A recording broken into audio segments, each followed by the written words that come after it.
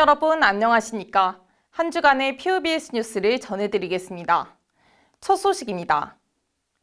2025년 우리 대학을 이끌 제57대 총학생회와 단과대 학생회 선거가 오는 26일부터 28일까지 3일간 진행됩니다. 지난 12일부터 본격적인 선거 유세가 시작되며 각 후보들은 학생들의 표심 잡기에 나섰는데요. 자세한 내용 이현수 기자가 정리했습니다.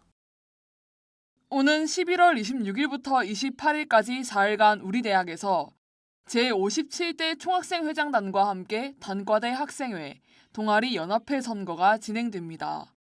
경선으로 치러지는 이번 총학생회장단 선거에는 최수인 정후보와 강준서 부후보로 구성된 기호 1번 어라운드어스와 최한결 정후보와 박기돈 부후보로 구성된 기호 2번 태산이 출마했습니다.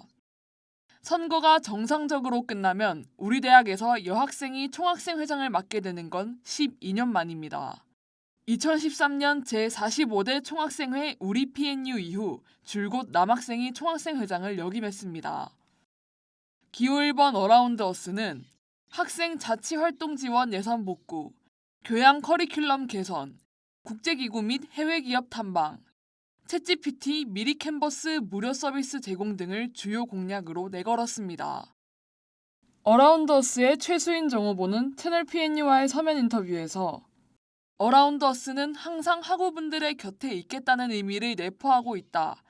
총학생회가 학생들의 최고 권력기구라고 생각하지 않는다며 함께 소통하면서 행복해지는 캠퍼스를 만드는 것을 가장 중요하게 여기고 선거에 임하려 한다고 말했습니다. 이어 문제 상황을 담당국에 요청만 하는 게 아니라 직접 발걸음하고 공부하면서 학우분들에게 필요한 것들을 최대한 제공하고자 한다며 지금은 부족하더라도 1년 뒤에는 모든 학우분이 행복한 생활을 할 수 있는 캠퍼스를 만들고 싶다고 전했습니다. 기호 2번 태산은 군 일원인 개설 과목 확대, 새로운 소통창구 개설, 제휴업체 확충, 학교 연합축제 등을 주요 공약으로 내걸었습니다. 태산의 최한결 정후보는 채널 PNU와의 서면 인터뷰에서 태산의 슬로건은 부산대와 함께 더 굳건하게로 부산대 학우분들이 믿고 의지할 수 있는 굳건한 학생회를 만들고자 지은 이름이라며 어떠한 문제, 억압이 있든 최선을 다해 학우분들을 위해 일하고자 한다고 말했습니다. 이어 2022학년도 입학 이후 학생회 활동을 계속해오며 어떤 행동을 해야 학생 자치에 부합할지에 대해 느끼는 바가 많았다며 학생분들이 총학생회를 믿고 의지할 수 있도록 문제없는 총학생회, 논란 없는 총학생회를 만들기 위해 노력할 것이라 전했습니다. 총학생회 선거와 함께 치러질 단과대 학생회와 동아리 연합회 선거는 10개의 단과대에서 단선으로, 사범대학과 인문대학, 동아리 연합회에서 경선으로 진행됩니다. 일거대학, 예술대학, 생명자원과학대학은 출마자가 없어 선거가 무산됐습니다. 후보자별 자세한 공약과 포부는 채널 PNU 홈페이지에서 확인할 수 있습니다. 2025학년도 학생사회를 대표할 학생회 선거가 열흘이 채 남지 않은 가운데 후보자들은 모두 막판 총력전을 가하고 있습니다. POBS 뉴스 이현수입니다. 우리 대학 곳곳에는 학내 구성원이라면 누구나 무료로 무선 인터넷을 쓸 수 있도록 공공 와이파이 환경이 조성되어 있는데요.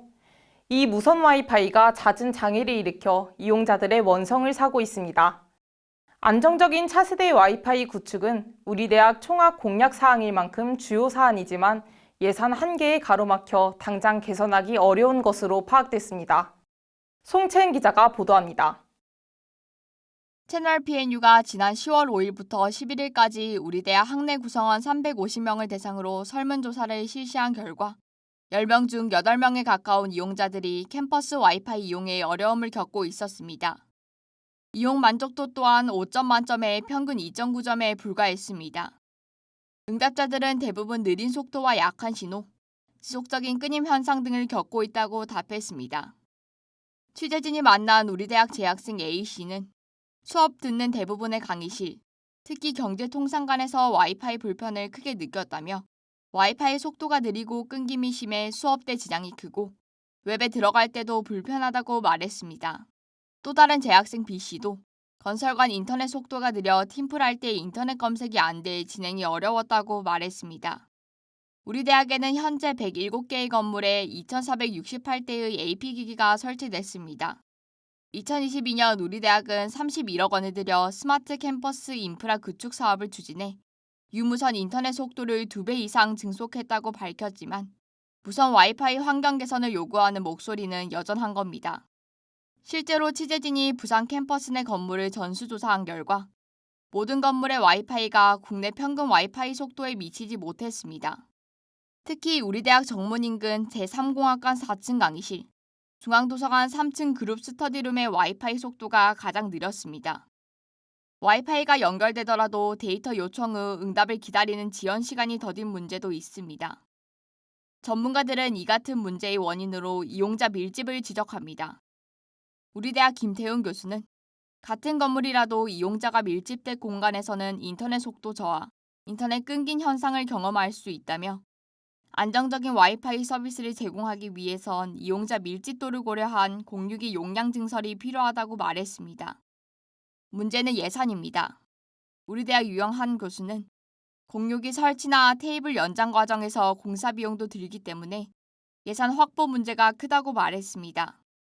이에 대해 우리 대학 와이파이를 담당하는 정부와 본부는 학내 구성원들의 낮은 와이파이 이용 만족도를 개선하기 위해 이용자 핵심 밀집 시설인 강의실, 열람실 등 학습 공간을 위주로 모니터링을 강화하고 AP기기를 최신형으로 점차 교체해 나갈 계획이라고 밝혔습니다.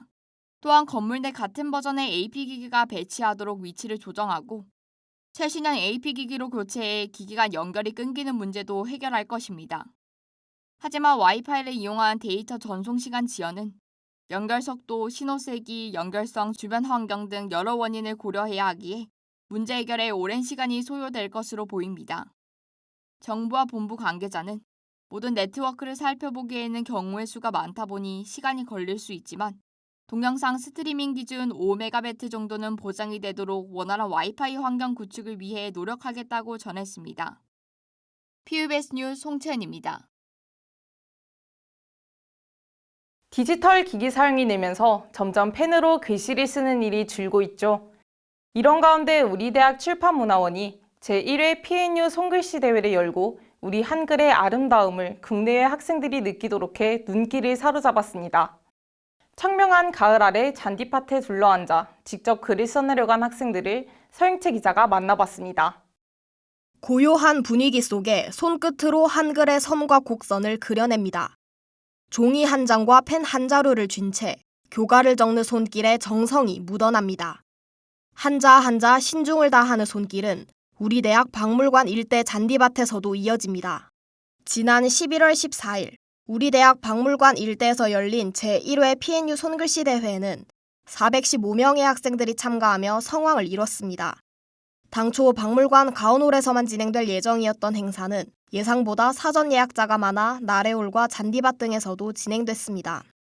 참가한 학생들은 평소 접하지 못한 교가를 직접 쓰며 손글씨의 매력을 느꼈습니다.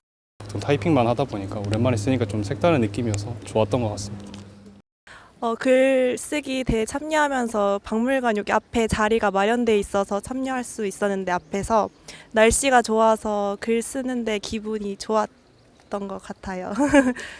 자신의 손끝에서 탄생시킨 저마다의 문체들로 아름다운 한글의 가치를 되새기기도 했습니다.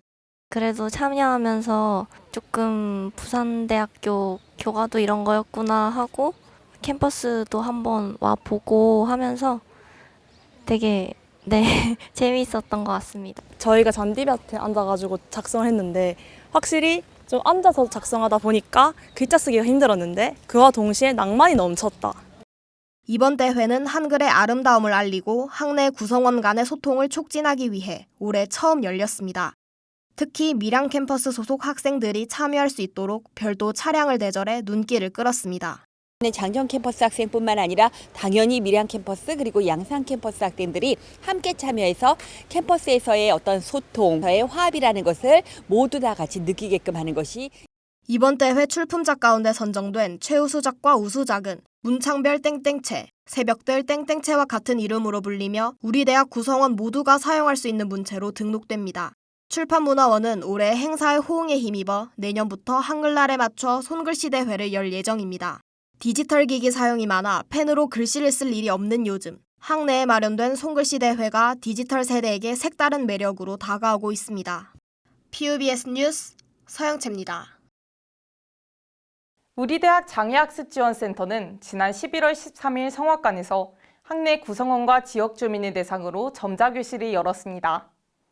비장애인이 장애인이 겪는 어려움을 체험하고 이해할 수 있도록 마련된 이번 행사는 2019년 코로나 팬데믹과 예산 부족으로 중단된 뒤 5년 만에 처음 진행됐습니다. BITS 부산공유대학은 오는 11월 7일까지 RIS 사업에 참여하는 대학 소속 학생을 대상으로 디지털 역량 강화 프로그램을 진행합니다. AI 시대의 커리어 설계, AI 기술의 이해와 실무 등 주제를 바탕으로 특강과 실습 강의, 해커톤 등이 열립니다. 참여 방법 등 자세한 내용은 BITS 부산공유대학 홈페이지에서 확인할 수 있습니다. 부산금정구는 오는 11월 30일까지 지속 가능 발전을 위한 사업 아이디어 공모전을 개최합니다. 생활 인구 확대 방안, 지역 경제 및 상권 활성화 방안, 정주 여건 개선 방안 등을 내용으로 제안하면 되며 금정구에 관심 있는 사람이면 누구나 참여 가능합니다.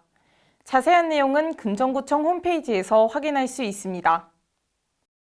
이상으로 PUBS 뉴스를 마치겠습니다.